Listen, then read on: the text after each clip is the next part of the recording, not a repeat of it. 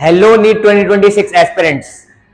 अगर आप लोग इस वीडियो पर पहुंच चुके हैं, आप लोग इस वीडियो को देख रहे हैं, तो थंबनेल में आपने देख ही लिया होगा। हम यहां पर स्टार्ट करने वाले हैं बायोलॉजी स्टार्ट करेंगे क्लास 11 से। और नीट 2026 के लिए हम लोग प्रिपेयर कर रहे हैं। याद रखना, किसके लिए प्रिपेयर कर रहे हैं? नीट 2026 के लिए प्रिपेयर रख रहे हैं। ये आप अपने दिमाग में याद रखना। और आप लोग वीडियोस को एंड तक देखना, वीडियो को बिल्कुल भी स्किप मत करना, बिकॉज वीडियो में होने वाला कंटेंट आपके लिए क्या है, बहुत जरूरी रहेगा। लाइन बाय लाइन कहां से क्या क्या क्वेश्चन बनता है वो मैं आपको वीडियो में बताता हुआ चलूंगा। आप इस वीडियो को देखिए, आपके लिए बहुत ज्यादा फायदेमंद ये वीडियो रहने वाली है। अगर आप नए नए इस चैनल पर आए हैं देन चैनल को सब्सक्राइब करें, वीडियो को लाइक करें और एंड तक वीडियो को देखें। नोटिफिकेशन भी ऑन कर लीजिएगा, बिकॉज रेगुलर लेवल पर हम क्या करेंगे, वीडियो अपलोड करेंगे। जब तक आपका नीट 2026 का एग्जाम नहीं हो जाता है तब तक हम आपकी प्रिपरेशन बहुत बढ़िया तरीके से कराएंगे। फिजिक्स भी मैं आपको यहाँ पे प्रिपेयर कराऊंगा। तो आप लोगों को बस क्या करना है, चैनल को सब्सक्राइब करना है, वीडियो को लाइक करना है, एंड तक वीडियो देखिएगा। हम लोग स्टार्ट करने वाले हैं क्लास 11 का चैप्टर डाइवर्सिटी। चलिए हम चैप्टर स्टार्ट करते हैं।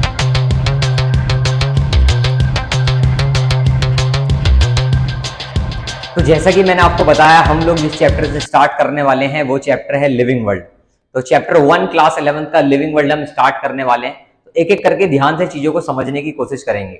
लिविंग वर्ल्ड का आपको मतलब समझ में आना चाहिए। लिविंग वर्ल्ड यानी जितने भी लिविंग ऑर्गेनिज्म धरती पर पाए जा रहे हैं, हम उन लिविंग ऑर्गेनिज्म के बारे में समझने वाले हैं इस चैप्टर के अंदर, कि वो लिविंग ऑर्गेनिज्म क्या है, कैसे कैसे हम उन लिविंग ऑर्गेनिज्म को पढ़ते हैं, कैसे हम उनके बारे में समझते हैं चीजों को, वो हम देखने वाले हैं चैप्टर 1 द लिविंग वर्ल्ड में। तो एक एक लाइन ध्यान से आप लोग समझिएगा, वीडियो को बिल्कुल भी मत स्किप कीजिएगा, बहुत ध्यान से आपको फोकस करके पढ़ना है, बिकॉज हम लाइन टू लाइन पढ़ने वाले हैं यहाँ पर। तो सबसे पहले अगर हम बात करें तो यहाँ पर ये कह रहा है कि हमारा लिविंग वर्ल्ड कितना अच्छा है, कितना खूबसूरत है।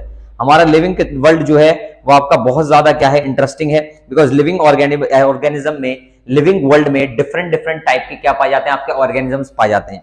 यहाँ पर इसने लिखा है कि अगर आप कोल्ड माउंटेन्स देखें, लिविंग ऑर्गेनिज्म, डेसिडुअस फॉरेस्ट देखें, है ना, या फिर आप क्या देखें, कोई भी ओशंस देखेंगे, फ्रेश वाटर लेक्स देखेंगे, ये जितनी भी चीजें हमारे यहाँ आप देखेंगे, ये सब आपको हमें क्या करती हैं, स्पीचलेस करती हैं।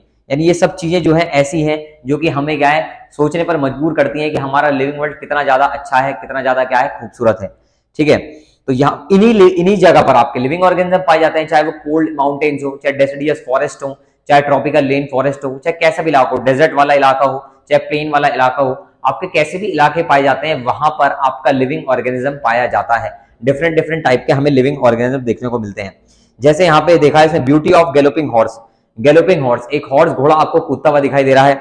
या फिर और भी अगर आपको माइग्रेटिंग बर्ड देखने को मिल रही है, वैली ऑफ फ्लावर्स और the attacking shark. Attacking shark organism में हम देखते हैं, नेशनल ज्योग्राफिक के डिस्कवरी पे आपने देखा होगा कैसे कैसे हम ऑर्गेनिज्म का क्या दिखते हैं, कि ऑर्गेनिज्म कैसे एक दूसरे का शिकार कर रहे हैं, अपने लिए फूड के लिए क्या कर रहे हैं, एक दूसरे ऑर्गेनिज्म को किल कर रहे हैं। तो ये सब भी हम देखते हैं। तो ये ऑर्गेनिज्म में जितनी भी सारी चीजें हम देखते हैं, ये सब कहां पर हो रही हैं, लिविंग ऑर्गेनिज्म जो ये सब चीजें परफॉर्म कर रहा है, ये सब चीजें हमारे लिविंग वर्ल्ड में परफॉर्म कर रहा है। किसमें परफॉर्म कर रहा है? इस लिविंग वर्ल्ड में परफॉर्म कर रहा है, जिसमें डिफरेंट डिफरेंट टाइप के उनके हैबिटेट्स आते हैं, उनके नीश आते हैं। ठीक है, जैसे कि हम बात करें यहाँ पर हैबिटेट हम उसे कहते हैं जहां पर ऑर्गेनिज्म रहता है, और नीश हमें उसे उस जगह को कहते हैं जहां पे ऑर्गेनिज्म अपना फंक्शनल रोल प्ले करता है। जहां पे भी मतलब ऑर्गेनिज्म का एक फंक्शनल इन्वायरमेंट जो होता है, जहां पर वो फंक्शन करता है, जहां पर वो अपना फूड या जो भी चीज, शेल्टर, जहां पर भी उसकी जगह है, वो उसकी पर्टिकुलर प्लेस कहला जाती है। उसका क्या, उसका फंक्शनल कहलाती है, उसका नीश कहलाती है, उसका फंक्शनल रोल कहलाती है।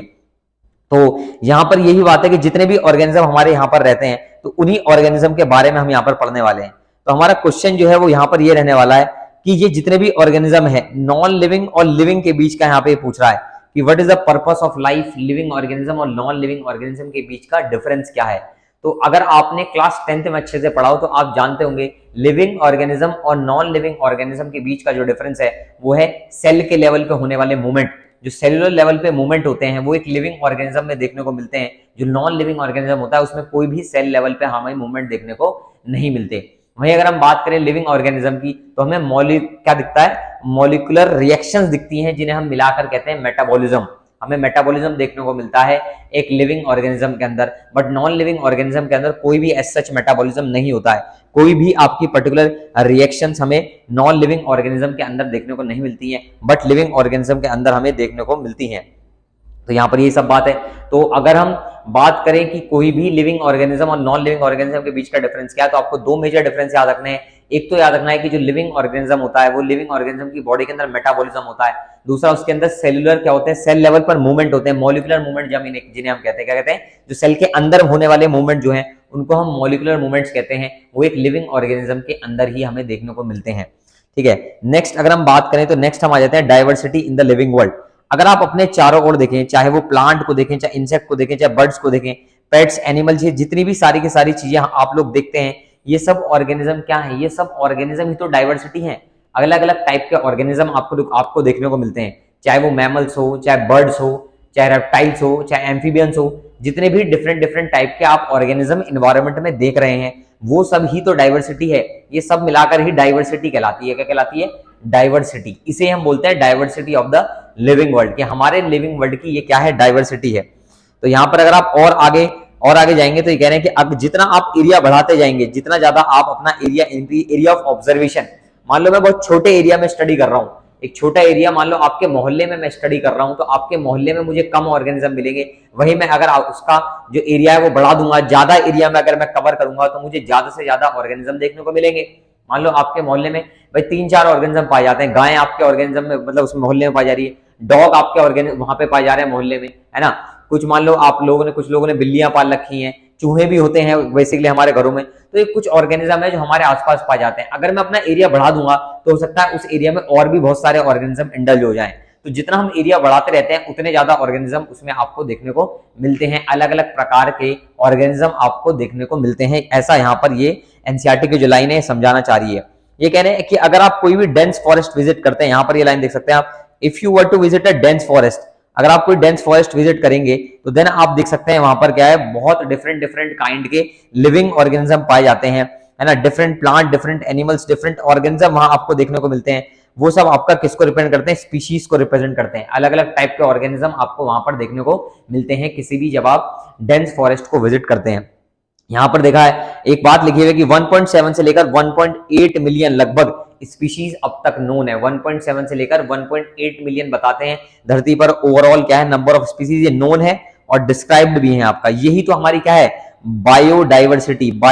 यहाँ पे एक वर्ड लिखा है बायोडाइवर्सिटी, इसे समझने की कोशिश करेंगे। बायोडाइवर्सिटी, तो बायोडाइवर्सिटी क्या है? बायोडाइवर्सिटी यही है कि बायो मतलब लिविंग ऑर्गेनिज्म, डाइवर्सिटी मतलब डिफरेंट डिफरेंट टाइप के लिविंग ऑर्गेनिज्म। तो हमारे आसपास क्या है, लिविंग ऑर्गेनिज्म पाए जाते हैं और डिफरेंट डिफरेंट टाइप्स के पाए जाते हैं। इनको ही हम कहते हैं क्या, बायोडाइवर्सिटी।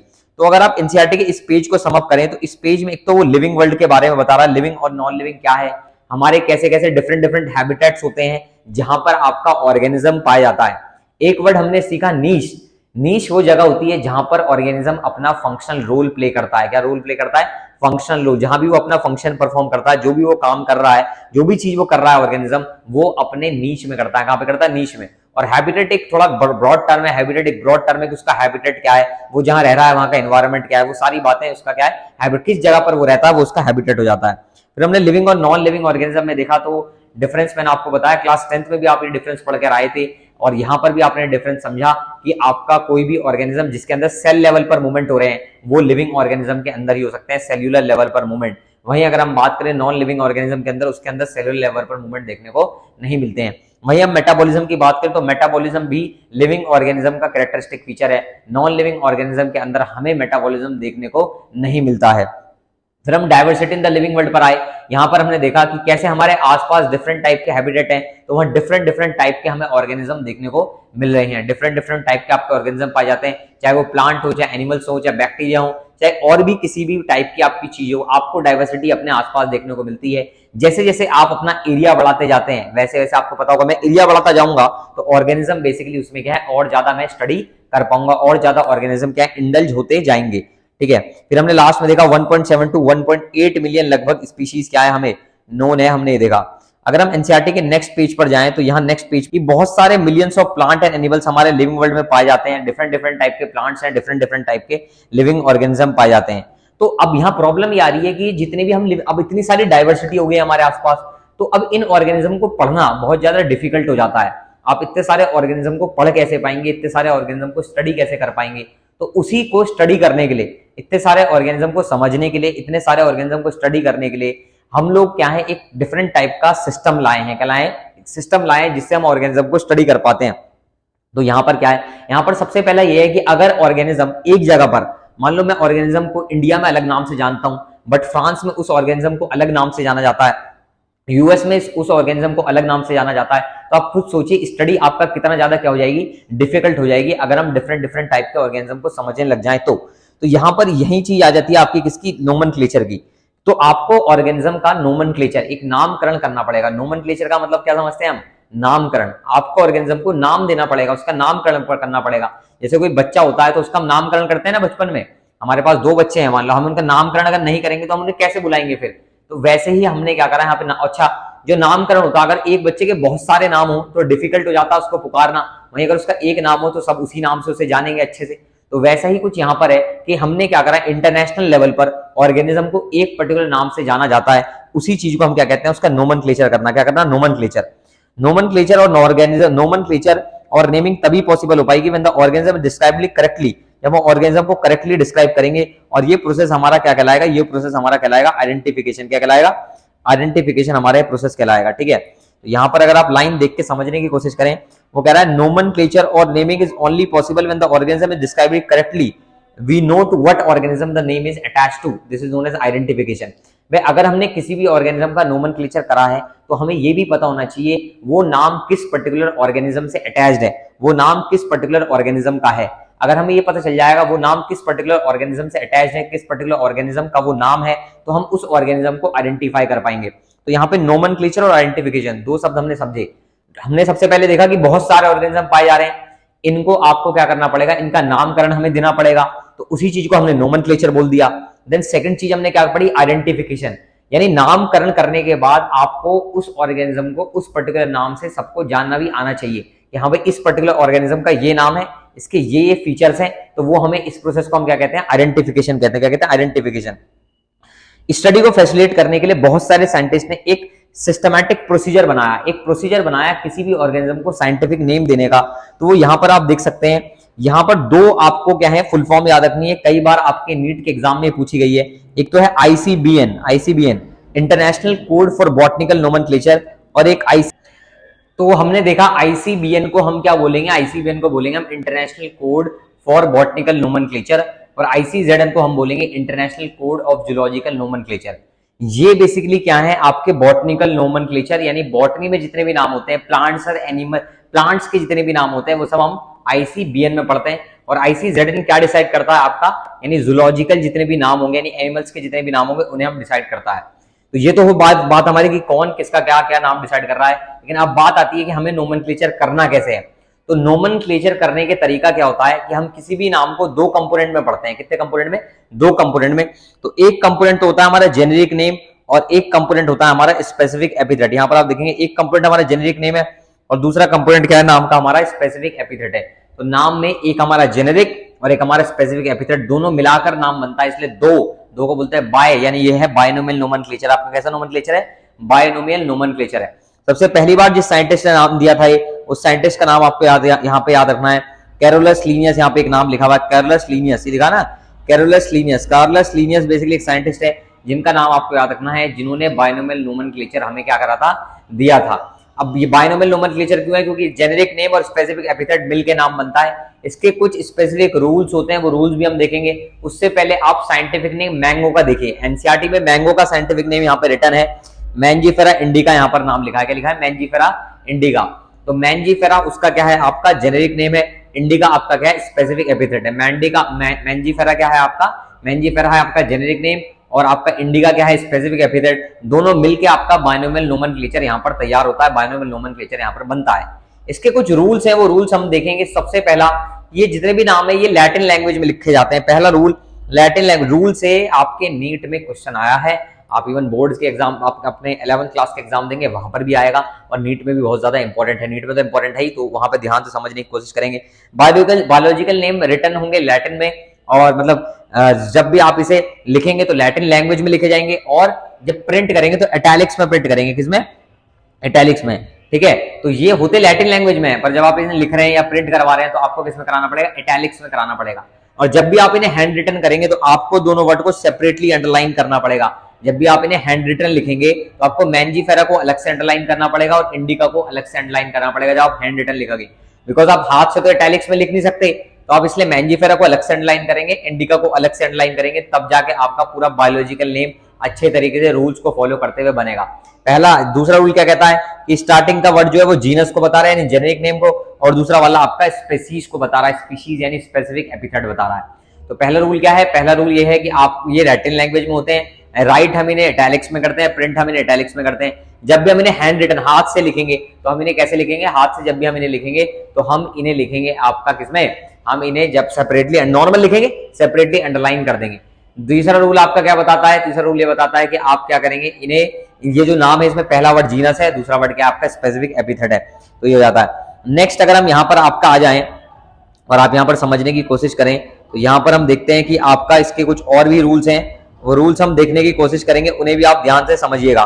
तो चौथा रूल ये है कि जब भी हम नाम को लिखेंगे तो पहला वर्ड जो होगा वो कैपिटल लेटर में होगा, यानी जीनस का जो फर्स्ट लेटर है वो कैपिटल में होगा। जी देखो मैंजीफेरा इसका एम कैपिटल में है, इंडिका का आई किसमें आपका स्मॉल लेटर में लिखा हुआ है, किसमें लिखा हुआ है, स्मॉल लेटर में। तो चार रूल है हमारे नोमेनक्लेचर करने, क्या करने के, नोमेनक्लेचर करने के। तो अब नोमेनक्लेचर, और कभी कभार जब हम नोमेनक्लेचर करते हैं तो यहाँ एनसीईआरटी कह रहा है कि साइंटिस्ट का नाम भी साइड में लिखा होता है लिन, जैसे Mangifera indica Lin, because Carolus Linnaeus scientist ने स्पीशीज आइडेंटिफाई करी थी, इसलिए इसका नाम है मैंजीफेरा इंडिका, आगे क्या लिखा है, लिन लिखा है, मैंजीफेरा इंडिका लिन, बेसिकली ये नाम है जो कि आपको नाम याद रखना है। नेक्स्ट अगर हम बात करें तो नेक्स्ट आ जाता है आपका क्लासिफिकेशन। तो क्लासिफिकेशन क्या होता है, ऑर्गेनिजम्स की क्या करना, ग्रुपिंग करना, कि जितने भी ये ऑर्गेनिज्म है इन ऑर्गेनिज्म की हमें क्या करनी है, ग्रुपिंग करनी है। हम इनकी ग्रुपिंग क्यों करेंगे, बिकॉज ग्रुपिंग कर कर ऑर्गेनिज्म को स्टडी करना क्या हो जाता है, आसान हो जाता है। इस एग्जांपल के तौर पे आप पढ़ें, आपकी साइंस पहले एक ही बुक हुआ करती थी, अब साइंस में क्या आ गया, आपके डिवीजन आ गए, फिजिक्स केमिस्ट्री बायोलॉजी। फिजिक्स में कुछ स्पेसिफिक पढ़ते हो आप, केमिस्ट्री में स्पेसिफिक पढ़ते हो, और आप बायोलॉजी में क्या स्पेसिफिक पढ़ते हो। फिर आपने बायोलॉजी को दो पार्ट्स में डिवाइड कर दिया, जूलॉजी और बॉटनी में। तो इस तरीके से यही तो क्लासिफिकेशन है।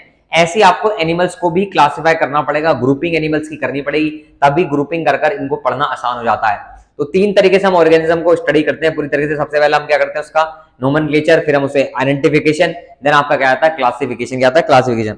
और क्लासिफिकेशन भी हम कैरेक्टरिस्टिक्स के बेसिस पर करते हैं, किसके, कैरेक्टरिस्टिक्स के बेसिस पर। जैसे कि यहाँ पर इन्होंने एक एग्जांपल के तौर पे लिए हैं डिफरेंट एग्जांपल, कि जब भी हम किसी भी एनिमल्स की बात कर रहे हैं, डॉग्स की बात कर रहे हैं, है ना, जब हम डॉग्स की बात कर रहे हैं तो उस टाइम पर कैट्स अलग है, डॉग्स अलग है, एनिमल्स अलग है, इंसेक्ट अलग है, प्लांट्स अलग है, प्लांट्स में अलग अलग कैटेगरी के प्लांट्स होते हैं।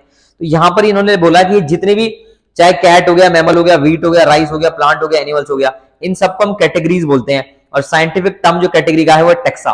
ये सब अलग अलग कैटेगरी, प्लांट अपने आप में एक अलग कैटेगरी है, एनिमल अपने आप अलग कैटेगरी है, एनिमल के अंदर मैमल्स अपना अलग कैटेगरी हो गई, डॉग्स अलग कैटेगरी है, कैट्स अलग कैटेगरी है। तो ये सारी कैटेगरीज को, जितनी भी कैटेगरीज होती हैं, इन कैटेगरीज को इंडिविजुअली साइंटिफिक जो हम टर्म इनके लिए यूज करते हैं वो क्या है आपका, टेक्सा। हम टेक्सा वर्ड यूज करते हैं इन कैटेगरीज के लिए।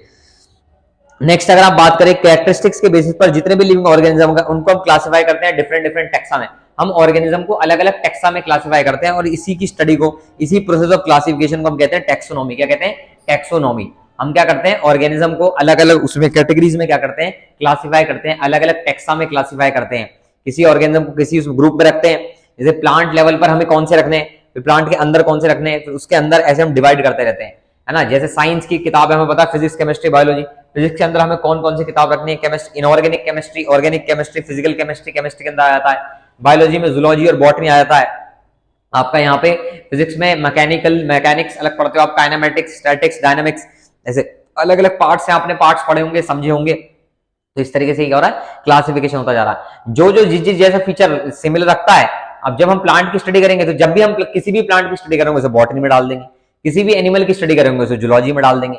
इस तरीके से क्लासिफिकेशन चलता आ जाता है। किसी भी लिविंग ऑर्गेनिज्म को स्टडी करेंगे उसे बायोलॉजी में डाल देंगे, क्योंकि प्लांट भी लिविंग है और आपका एनिमल्स भी क्या है, लिविंग ऑर्गेनिज्म के अंडर आते हैं। तो इस तरीके से हम ये पढ़ते हैं। तो टेक्सोनॉमी इंसान जो है बहुत पहले से यहाँ पर करता आ रहा है। चार प्रोसेस है टेक्सोनॉमी के, कैरेक्टराइजेशन, आइडेंटिफिकेशन, क्लासिफिकेशन और नोमेनक्लेचर। ये बात याद रखना, आप एनसीईआरटी में लिखा है, आइडेंटिफिकेशन, क्लासिफिकेशन, नोमेनक्लेचर और कैरेक्टराइजेशन। टेक्सोनॉमी के आज से हो रही है नहीं, टेक्सोनॉमी इंसान बहुत पहले से क्या है, करता आ रहा है। टेक्सोनॉमी आज का कोई फीचर नहीं है, टेक्सोनॉमी बहुत पहले से इंसान करता आ रहा है। पहले भी हमारे जो पुराने लोग थे वो क्या करते थे, वो फूड के लिए कौन कौन सी चीजें हम खाने के तौर पे यूज करेंगे, कौन कौन सी चीजें, जैसे कॉटन हो गया, कॉटन के कपड़े बेसिकली बनाना इंसान ने सीखा, जूट के कपड़े बनाना सीखा, तो वो एक तरह से क्या हो गया, वो ऐसी क्रॉप्स हो गई जिनको आपका किसके लिए, क्लोथिंग के लिए इस्तेमाल किया जा रहा है। कुछ ऐसी क्रॉप हो गई जिनसे हम क्या कर रहे हैं, अपने खाने के लिए इस्तेमाल कर रहे हैं। कुछ ऐसी क्रॉप हो गई जिनसे पुराने जमाने में आपने देखा होगा भाले वगैरह बनाया करते थे, अलग अलग चीज डिजाइन करा करते थे।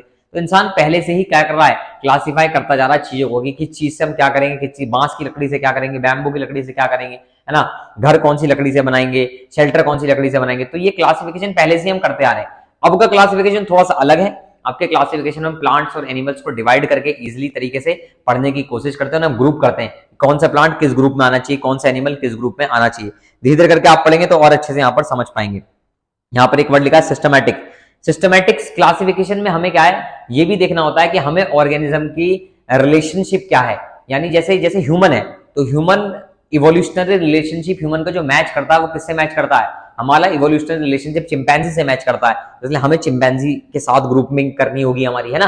कोई और ऑर्गेनिज्म है उसकी ग्रुपिंग उसके साथ करनी पड़ेगी। जैसे डॉग्स हो गया आपके डॉग्स, तो डॉग्स जनरली मैच करते हैं किससे, डॉग्स जनरली मैच करते हैं वुल्फ भेड़िया से, है ना। तो इनके साथ भेड़िया वाला मतलब कॉम्बिनेशन आ गया, है ना। ऐसे आपके क्या हो गए, कैट्स वाले हो गए आपके, है ना। जैसे लायन हो गया, टाइगर हो गया, तो लायन और टाइगर को हमने एक साथ मिला के किसमें रख दिया, उसको एक साथ मिला के हमने एक अलग वो बना दी। लायन और टाइगर हमने देखा, लायन था टाइगर था, लायन और टाइगर को मिक्स करके हमने एक अलग बेसिकली क्या कैटेगरी तैयार कर दी।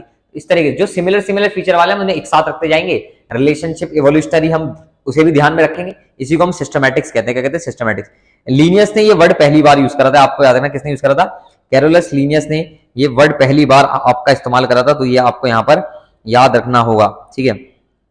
नेक्स्ट अगर हम आगे तो एक बुक का नाम यहाँ पे लिखा है सिस्टम ऑफ नेचर, एक बुक है। ये बुक आपकी बैक कैरोलस लीनियस ने लिखी थी। किसने लिखी थी, कैरोलस लीनियस ने, कार्लस लीनियस ने बुक लिखी थी, ठीक है। सिस्टमैटिक्स में हम क्या देखते हैं, सिस्टमैटिक्स में हम रिलेशनशिप को भी देखते हैं, ऑर्गेनिज्म का इवोल्यूशनरी रिलेशनशिप भी ध्यान में याद रखते हैं। टेक्सोनोमिक कैटेगरीज की बात करें तो देखो क्लासिफिकेशन कोई सिंगल स्टेप प्रोसेस नहीं है, बट इसमें हायरार्की ऑफ स्टेप होता है। मैंने बताया ना, जैसे साइंस है, साइंस में फिजिक्स केमिस्ट्री बायोलॉजी है, फिर बायोलॉजी में आपका क्या है, बॉटनी और जूलॉजी है, केमिस्ट्री में फिजिकल केमिस्ट्री, इनऑर्गेनिक केमिस्ट्री। तो एक ग्रुप ये दिख रहा है ना आपको, वो बनते जा रहे हैं, लेवल्स बनते जा रहे हैं। इन्हीं लेवल्स को हम क्या बोलते हैं, टेक्सोनोमिक कैटेगरी बोलते हैं। क्या बोलते हैं, टेक्सोनोमिक कैटेगरी। और ये सारे लेवल्स एक साथ जब हम मिलकर पढ़ते हैं तो उसको हम बोलते हैं टेक्सोनोमिक हायरार्की। क्या बोलते हैं, टेक्सोनोमिक हायरार्की। एक एक तो हो गया आपका टेक्सोनोमिक कैटेगरी, और सारे मिलके क्या कहलाते हैं, आपके टेक्सोनोमिक हायरार्की कहलाते हैं, सारे मिलकर, ठीक है। और हर एक रैंक को हम टेक्सोन बोलते हैं। हर एक रैंक जो दिख रही है ना आपको, जैसे फिजिकल केमिस्ट्री, इनऑर्गेनिक, ऑर्गेनिक, तो ये रैंक हो गई, ठीक है। ऐसे एनिमल्स में भाई हमने क्या करा, हमने देखा living organism, plant, animal, plant के अंदर कैटेगरीज बनाते चले गए, एनिमल्स के अंदर कैटेगरीज बनाते चले गए, तो ये रैंक हो गई। क्या हो गई, ये रैंक हो गई। और हर एक रैंक को यहाँ पर बायोलॉजी में हम टेक्सॉन बोलते हैं। क्या बोलते हैं, टेक्सॉन बोलते हैं। सेम फीचर वाले हम एक साथ रखते जाते हैं, इस तरीके से हम क्लासिफिकेशन करते हैं।